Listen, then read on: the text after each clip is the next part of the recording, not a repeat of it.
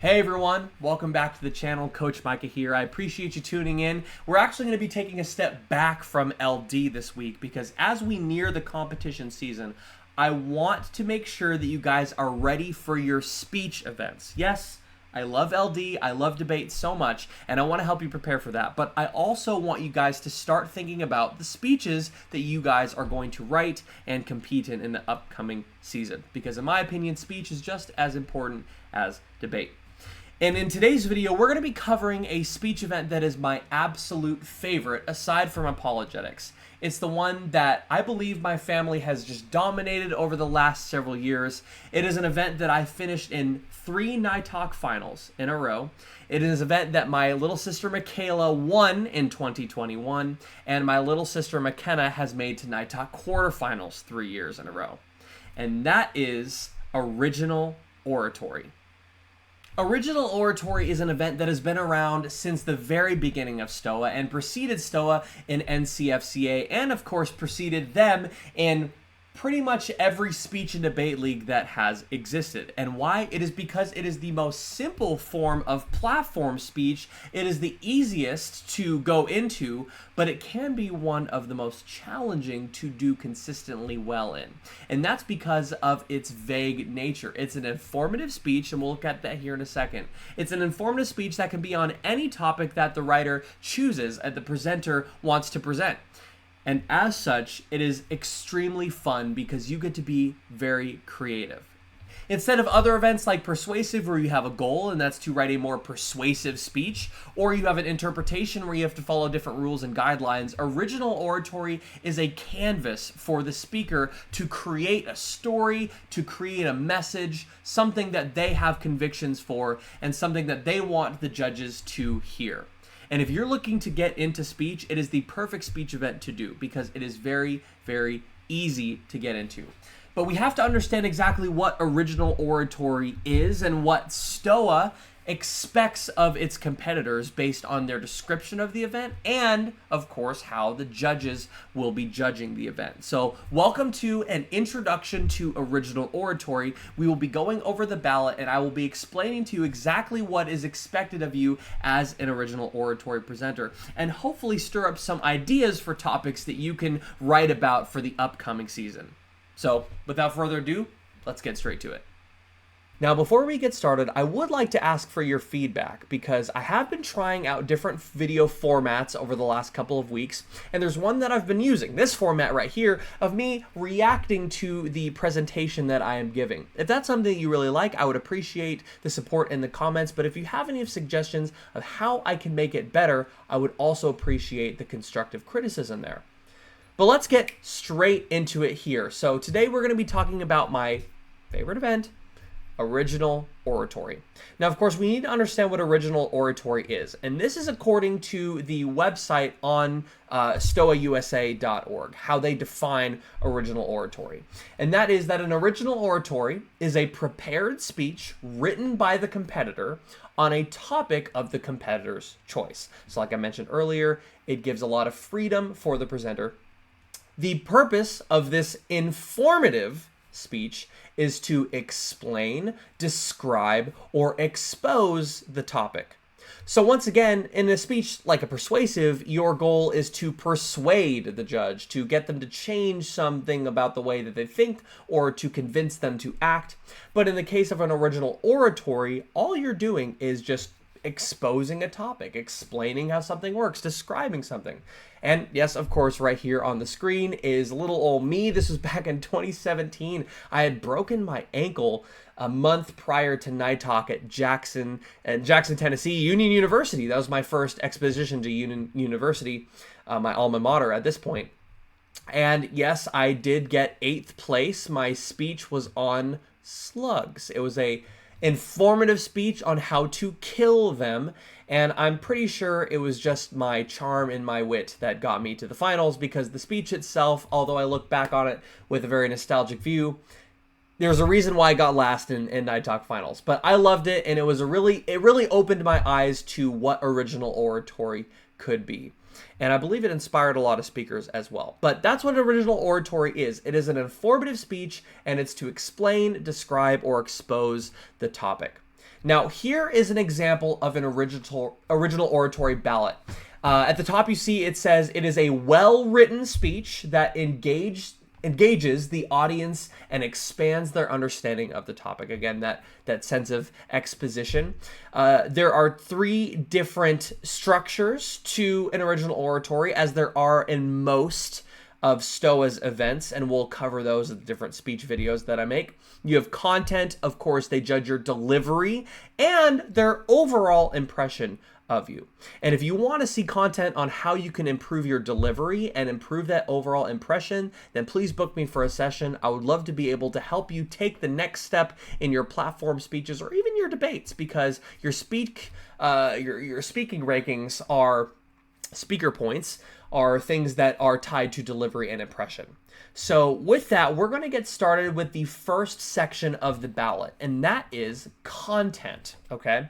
So the first thing that we have is the structure in terms of the content. And what this looks like is in 4 points here. So first, they want you to have an engaging and relevant introduction. So an introduction is how you introduce your speech, and there are several different ways to do it. I just have a couple of them listed here. You could open your speech. It's the hook. It's how you start, the very first words that you say until you get into your topic. You could start with a personal story, a really engaging one, hopefully. A biographical story, a story about someone who existed in the past, maybe someone who's still alive. You're telling their story for them. You also have a question, so you're opening up with a little ambiguity, something that you'll meet later.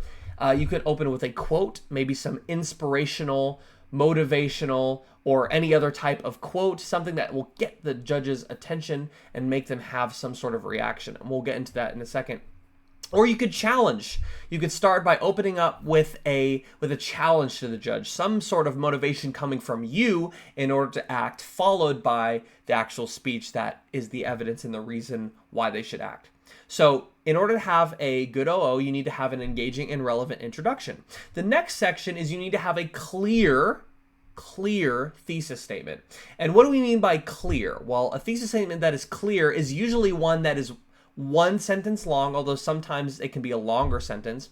It needs to be easy to follow, which means that it is applicable to the speech. You can actively see where the speaker has gone, where you have gone. The judge can see where you have gone, and they can point back, oh yes, this speaker is talking about this topic, and this point actually ties into that. So you have to do a good job of tying it in there. Another way to really clear up that thesis statement is to give it a little extra emphasis when you are presenting it. So a little bit of pausing, making sure the judge knows exactly what your topic is about. Another part of a good structure for original oratory is the organized content and smooth transition. So there's different types of ways to organize a speech, and we can examine these at a later date and in a coaching session as well. You have a numerical content with smooth transition. So for example, you start with an introduction and thesis, and then you have point 1, point 2, and then point 3, followed by a conclusion, summing everything up. You have a plot speech. So if you're telling a story or you're exposing the topic that is tied to a story, you have your introduction, you have some sort of rising action, a climax, falling action, and then the resolution/conclusion, the way that you have ended the story and ended the topic that you are presenting. You also have an informative type speech. So this is really heavy on the exposition side.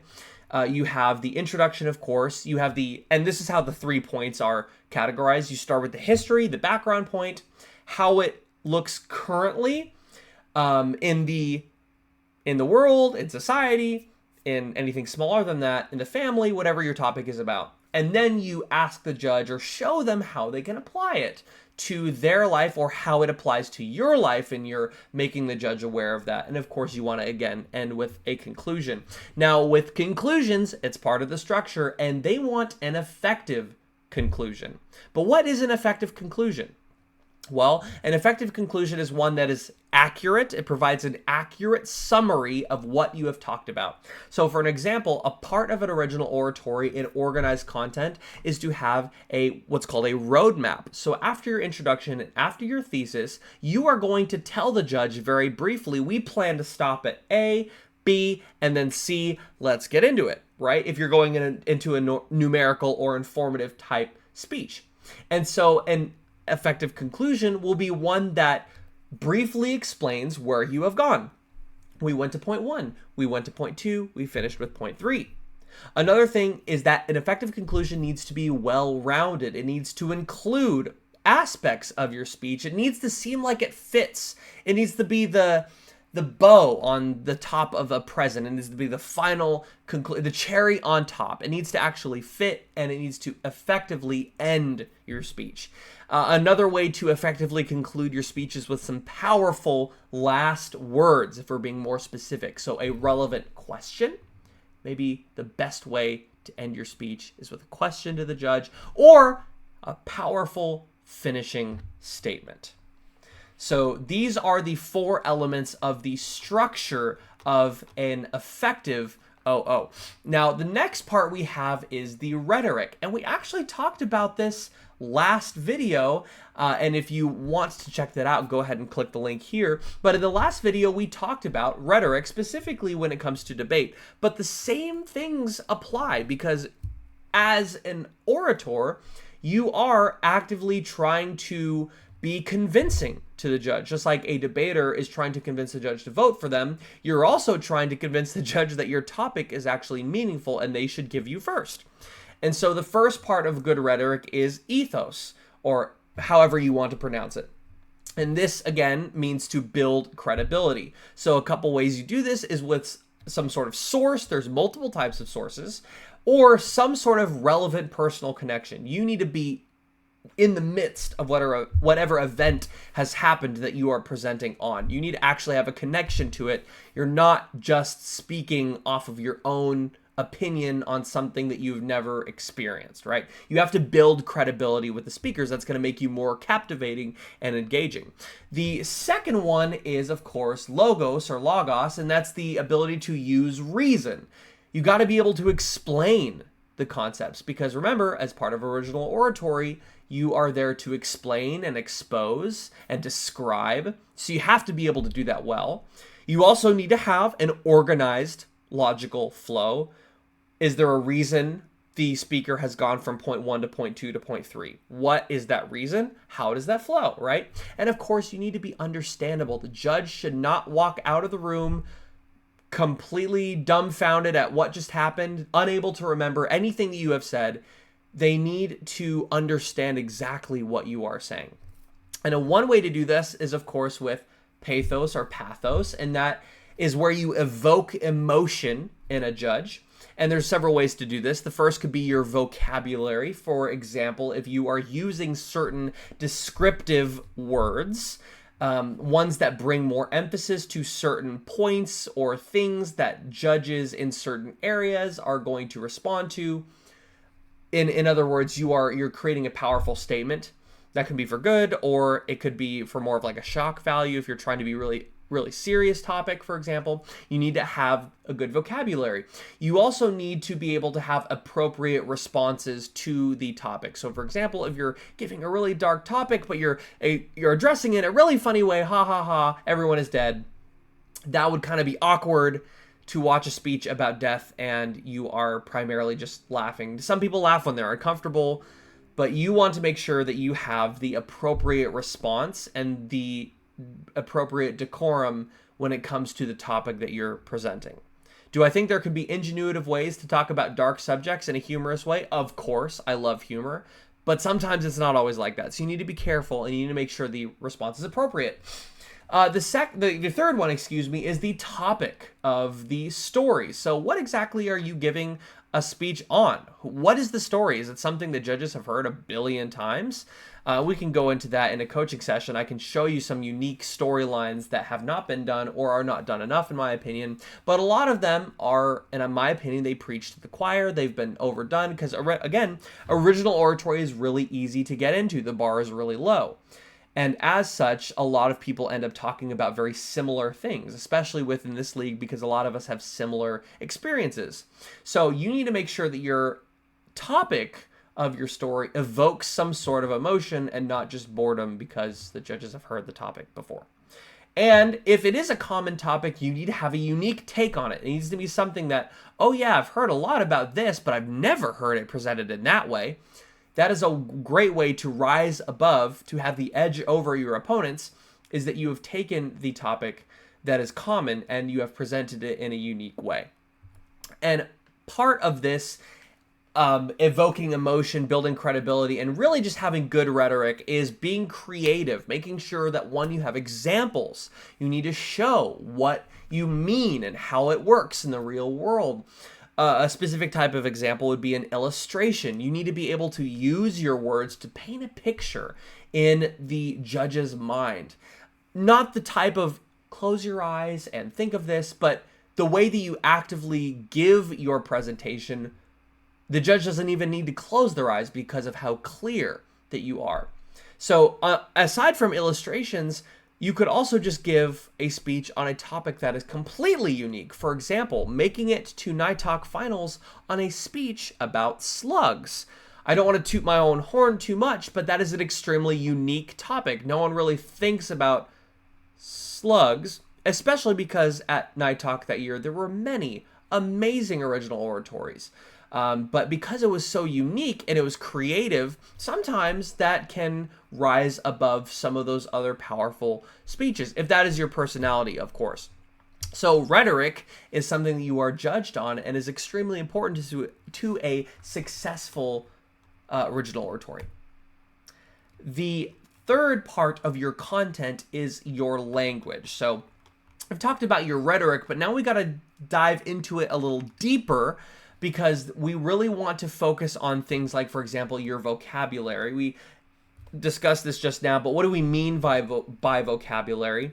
No filler words. You need to have appropriate words. There are some speakers who try to use less appropriate descriptions based on the league that we are in. You need to make sure that you're not offending anyone with your words. You also need to be accurate to who you are. If it is not your personality to, let's say, be humorous, but you try to be humorous, you might look awkward trying to present something that you're just not ultimately comfortable with. So you need to have vocabulary that reflects you as a competitor, because you're trying to personalize it. You should be winning based off of your own skill and your personality and just your talent. And if you don't know what that is yet, then once again, please book me for a coaching session, because I'd love to help you figure that out. Also, you need to be efficient. There's a reason that with my presentations, I speak really fast or really slow, and I really try to use my words carefully. And that's because I don't want to ramble on and on. You need to be efficient with your words. You only have 10 minutes, and it is a little bit easier now to meet that restriction because of the timers facing the competitor. But when I started with original oratory, you didn't get to see your time. You had to just make sure your words were perfect. Getting a 9:59 back in the day was peak performance. Like, that's something that would just make your entire tournament. Whether or not you did well in that round, the fact that you got just at the right time was perfect. So although it is easier and you now have the ability to know where you are, so you might be able to skip something if you're going a little too slow, you still need to be efficient. You need to be able to present everything you want to in the accurate amount of time, okay? And then, of course, we have rhetorical devices. And what do I mean by rhetorical devices? Things that add a little bit of pop to your speech. And this is something that you are actively judged on as part of your ballot. It's part of your language. For example, back on the ballot, it said vocabulary, rhetorical devices, or memorable language, right?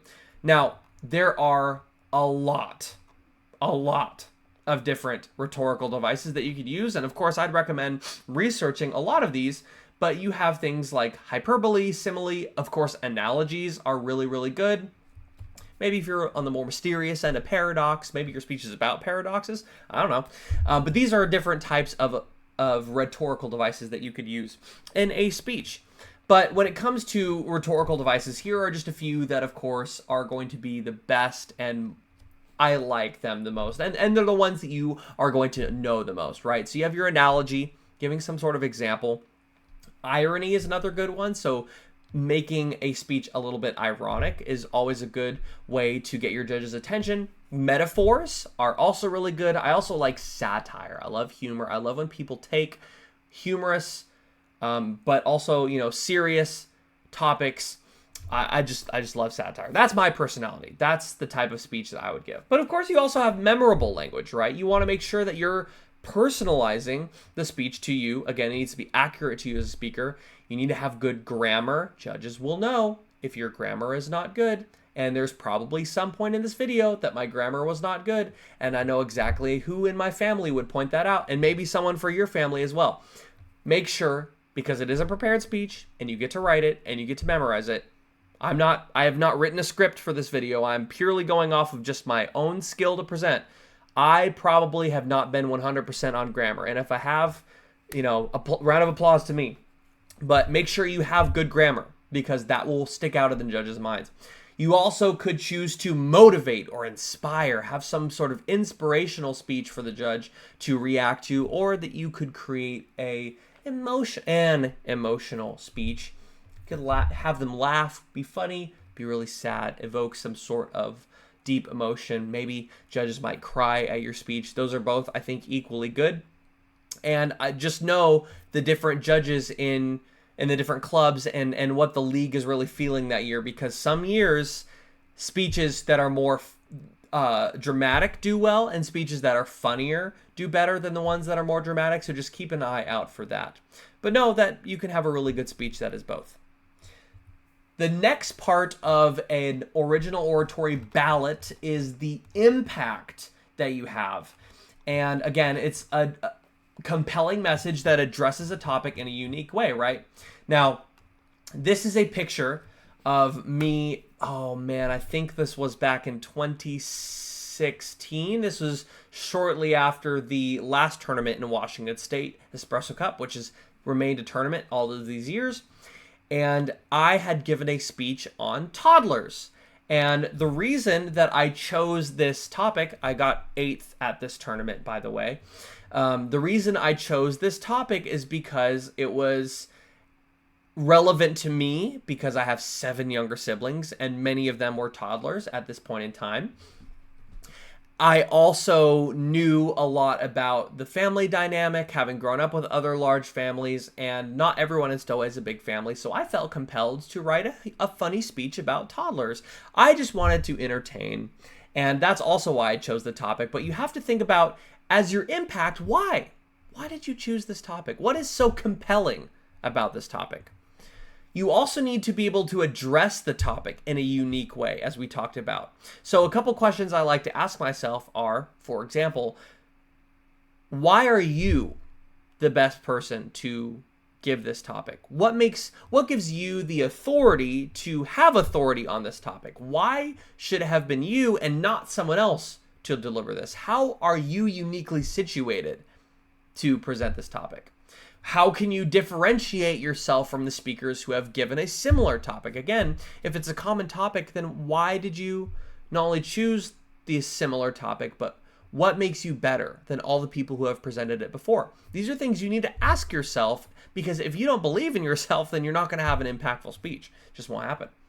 But of course, in order to have an impactful speech, you also need to be able to be purposeful. It has to have some sort of purpose. Why does the judge need to hear what you're about to say?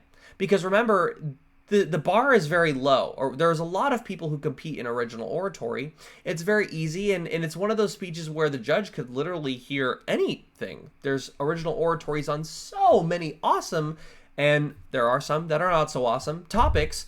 But why does the judge need to hear them? Why does the judge need to hear what you're saying? And if they don't need to hear your topic, why would they still want to listen to it? I guarantee you that no one at my first ever tournament right here, I guarantee you no one needed to hear an original oratory from little old me about toddlers, especially considering most of the judges were parents. And I actually believe, if I remember correctly, there was a judge who did not like my speech on toddlers. I think it's because the way I had presented it in the humorous light, I don't think she had the same sense of humor, and so it's part of the reason I got last in the room at that finals. But why would the judge want to listen to a speech about toddlers if they don't need to hear it? And that why is part of your purpose. And that why could be entertaining, that why could be because you believe it. And as a speaker, a lot of the times the judge might not agree with you, but because you show such conviction and passion about this topic, that is going to set you apart from your other competitors who are giving a topic that they don't personally have a stake in, but just simply because the judge might want to hear it. That does happen. So you need to be able to achieve purpose in your original oratory. Now, of course, the third part of the ballot, and is something that is one of my favorite things about speech and debate, is the delivery section. Okay. Now, I guess technically this is the second part of the ballot, but I'm making delivery and overall impression into the same part, okay?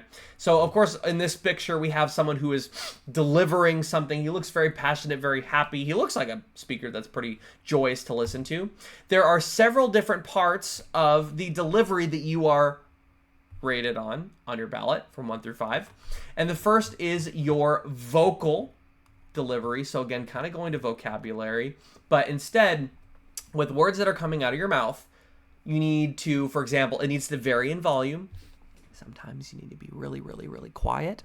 And sometimes you need to be loud, depending on what you're doing.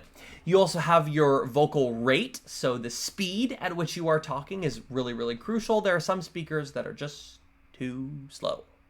And there are some speakers that are really, really fast, and it's really hard to understand what they're saying, right? Unless they, of course, have good diction, and in that case, if they have good diction, you could speak really, really fast, and you'd still be able to understand what they're saying. Anyways, we can get into that later. Of course, they need to have good inflection, so you'll notice throughout this presentation, my voice has gone up, and it's gone down. And this inflection is something that is really, really important. You also need to be smooth. It needs to be polished. You don't want to be stuttering because you've forgotten something. You don't want to, forget or have to ad-lib something. That can be really awkward. So as part of your delivery, that's part of your vocal delivery. You also have your physical delivery. So, for example, I believe in one of my previous original oratories, maybe it was the one about toddlers, I just stood in the middle of the room and I did not make any motion. I just gave the speech. My hands stood by my side, just like this. And I just gave my speech, and I'm sure it was a good presentation vocally, but I had no movement, no gestures. And it was probably pretty awkward to watch someone just stand there. Not even the TED Talk people just stand there, and they move around a little bit. So you need to have authentic gestures, and you need to move well if you want to learn how to have good vocal variety, and of course move well in terms of your own speech and just overall presentation in general. Book me for a coaching session. I'm sure at some point I'll create a class for that, some helpful videos that'll be released on my Patreon. But for now, until that happens, because I am busy, I'd love to be able to help you out, help you take your speech to the next level, help you give the edge over your opponents. Another part, of course, is your facial expression. Some people have argued that your eyes are the windows to the soul, and I think that is really true, especially within pictures or videos or speakers. You can tell if someone has conviction in what they're saying based on their eye contact. And not solely just them looking at you, but you should be able to look them straight in the eye and know, yep, this person believes what they're saying, right? And there's some people who don't do it well, and there's some people who do it a little too well, but you need to have good eye contact and appropriate facial expressions. You need to actively show that you are engaged with your own speech and that you have an understanding of what's going on in your speech. That's really, really key. I remember, and this is kind of unfortunate, but back when cold reading was an event, and for those of you who don't know, cold reading was like impromptu. You go into a room and they give you some sort of script, and you have several minutes to read over that script, and then you must read it in front of the judges. And of course, the good cold readers are going to be the ones who present it in a really good way. Well, there was one time that every time I lifted my head to read the speech, I was looking at a judge and she was writing. And unfortunately, every time she got up from writing her ballot, I had been looking at my script. And although I made eye contact with the other two judges, I never made eye contact with her because we just, back and forth. I was reading, she was looking at me, or she was writing and I was looking at her. So just be aware of the eye contact. Make sure that you give the judges equal eye contact as well. If you want to learn more about that, again, book me for a session. And then, of course, you have your overall impression. Guys, it may seem silly, but once you walk into the room, before you even start speaking, the judges have already judged you. They already know I'm going to like this person or I'm not.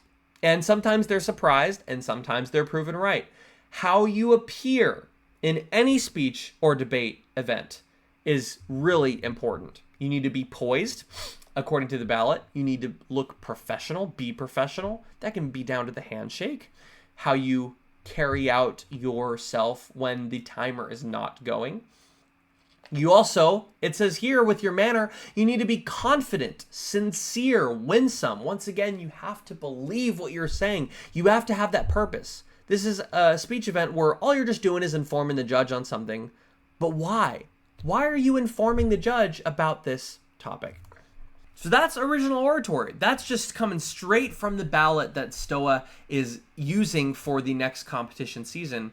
And I think what I'll do is go through the other speech events and we'll go line by line exactly what the ballot is asking you to do. Because as you start writing speeches, you need to consider these things. I want you guys to be on the right path from the start. Yes, you can correct throughout the season, multiple tournaments you go to. You can get feedback from the judges who can tell you how to improve your original oratory if it needs to be improved. Or you might want to make it a little, spice it up as the tournament season goes on, because for some families, once they've heard it 4 times and nothing has changed, it kind of gets old. You got to keep it fresh, right?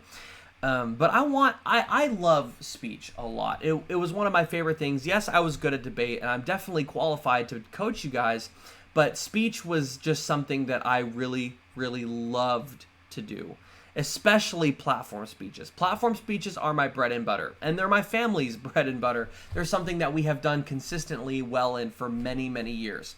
And if you want to do well in platforms, if you need your help writing a speech, or if you've written a speech and you need to figure out, how am I actually going to make this win, then please book me for a coaching session. I'd love to be able to help you and bestow upon you some really important analysis that is going to help you understand how to create a winsome speech. And again, this can be a topic on anything. My original oratories throughout the year were as follows. I started with a speech on toddlers at my very first tournament, and it was the last tournament of the year, so it was the only time I gave that speech. I gave a speech on slugs the next year, made it all the way to Night Talk Finals. The next year, I gave a speech on humor. I actually made it to Night Talk Finals, and I was second to a speaker whose speech was on laughter, which is crazy to think about. Laughter was number 1 and humor was number 2. And then my third original oratory that I made to Night Talk the following year was on the identity crisis. And that's actually how a lot of you may know that my social media handles are Diaz, because Diaz is my last name. And it's funny that, I have... anyways, my identity crisis speech was the starter for that back in 2019. That was the year that I won Night Talk. But I have made original oratory finals in every single tournament but one. And that one tournament was a tournament I was giving my expository speech as an OO. The next tournament was Concordia back in 2020 before Night Talk was canceled. And I won Concordia with my actual original oratory. So guys, I have had much success in original oratory. Like I mentioned before, my sister Michaela won it in 2021 at Night Talk, finished first. And my sister McKenna has been to Night Talk quarterfinals multiple times in a row with her original oratory. This is something that we do well, and it is one of my favorite speeches. It is the one that I was best at, and I want to help you be really good at it. So if you have an original oratory topic and you want to be better at it, then I'd love to be able to meet with you and figure out how we can make you the next Night Talk champion. But anyways, thank you so much for watching this video. I hope to continue making more speech videos in the future as we get closer to the tournament season. If you have any suggestions for videos that I should make or things that you want to learn, maybe you don't have time for a whole coaching session, but you'd love a video on the topic, then please leave suggestions in the comments below. I would love to hear how I can make your life as a competitor or as a parent or as a community judge easier when it comes to Stoa. Hey everyone, before I let you go, as I was editing the video for this week, I actually remembered that I have my original oratories on YouTube. They were filmed by a former Stoa WA competitor named Jedidiah Cheng. He's actually filmed several speeches, so go check out his channel. I'll link it here in the description. But you can watch my 2017 and 2018 Night Talk original oratories. The one from 2018 was filmed in the actual Night Talk finals room at Point Loma Nazarene University in San Diego, California. And then my Slugs original oratory was filmed at sort of like a Stoa Washington practice meet. Other speeches were filmed at that same time. And you can check these out and see why I made Night Talk finals with these speeches. I think that'd be really cool. So just wanted to let you know that. Anyways, thanks again for watching, and I will see you next time.